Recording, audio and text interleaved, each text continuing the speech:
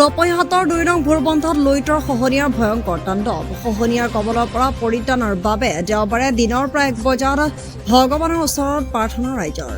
লাওখোৱাৰ ভোৰবন্ধাত গৰাখহনীয়াৰ কবলৰ পৰা পৰিত্ৰাণৰ বাবে ভগৱানৰ ওচৰত প্ৰাৰ্থনা জনালে ৰাইজে। ৰপৈহাটৰ ২ নং ভোৰবন্ধাত যোৱা কিছুদিন ধৰি লুইতৰ খহনীয়াই বিধ্বংসী ৰূপ ধাৰণ কৰিছে।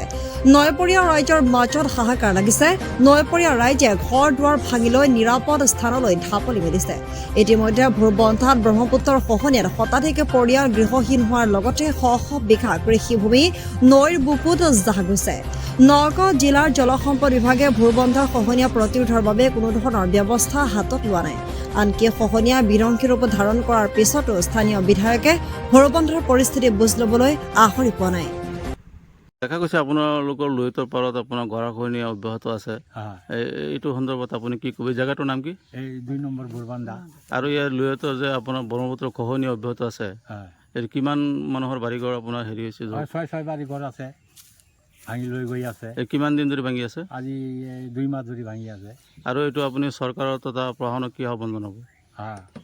চৰকাৰেতো আহি পেলাই তথ্য প্ৰদান কৰি বেলেগ মানুহ আহি পেলাই লৈ পেলাই আৰু নাই। চৰকাৰে কোনো ধৰণৰ ব্যৱস্থা কৰা নাই। এইটো সমষ্টিটো কি পৰিছে? চামগুৰি। এতিয়াতো বেলেগ হৈ গ'ল। হয়, আগতে চামগুৰি আছিল না, ৰকিবুল হুছেইন আৰু মন্ত্ৰী আছিল, প্ৰাক্তন মন্ত্ৰী আছিল না, তেখেতে কোনো ধৰণৰ ব্যৱস্থা লোৱা নাই।